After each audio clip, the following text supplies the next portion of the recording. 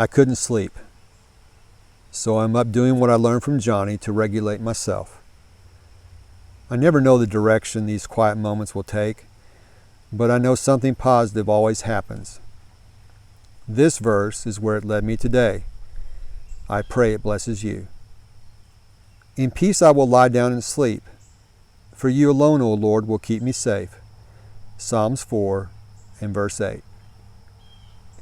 Hi neighbor, welcome to another unplugged episode of Anchors of Encouragement.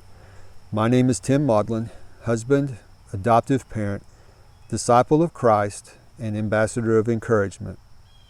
I just read to you from a post I shared to my Facebook group, Anchors of Encouragement. Before I continue, I would like to invite you to become a member of our community. Again, that's Anchors of Encouragement.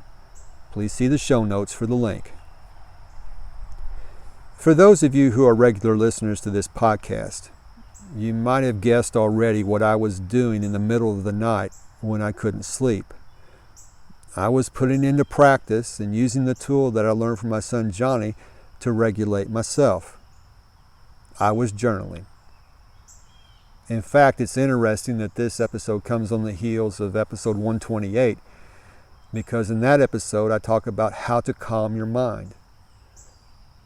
I knew I needed to calm my mind.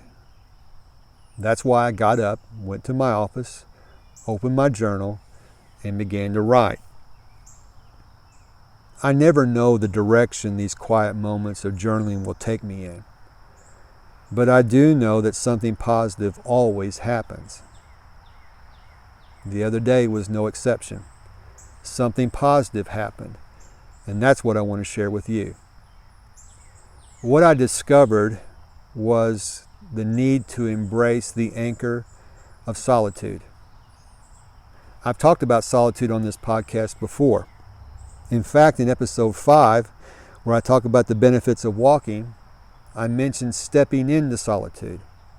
That's the reason I'm recording this episode outside for you today. Prior to recording, I was stepping into solitude to collect my thoughts. As I was journaling the other morning, I was sitting with the text, something I talk about in episode 71. I was using that as a way to calm my mind. Something that I do as I sit with the text that I don't talk a lot about on the podcast, but I wanted to make sure and mention today because it really helps me to understand what is being conveyed in those verses. As I sit with the text, I like to compare translations. I like to see what the nuances are between one translation to another. And typically I'll find one that really speaks to me. Again, the other day was no exception. I found a translation that really spoke to me. But it was in the process of doing that. And the way I compare translations is really simple. I have a couple of different apps on my phone, and just with a tap here and a tap there, I can go back and forth between translations. But as I was comparing translations, that's when the magic happened. That's when something unexpected happened, because I was embracing the anchor of solitude. To understand that better, let's get to your daily doable and let me finish the story and then apply it to you. As I was comparing these translations, and I tapped to one of my apps that I use on a regular basis, there was a verse that popped up, a verse I didn't expect to see. It was a verse different from the one I was considering, but as I saw it, I go, that's what I needed to hear at this moment. It's the verse I shared to my Facebook group. In peace I will lie down and sleep, for you alone, O Lord, will keep me safe. Psalms 4 and verse 8. It couldn't have come at a better time. I was calming my mind by considering these other Bible verses. And here this Bible verse comes up that talks specifically about how to lie down in peace. Now, how does this apply to you? Well, as you embrace the anchor of solitude, it might look different than it does for me. For me, it's walking and in journaling.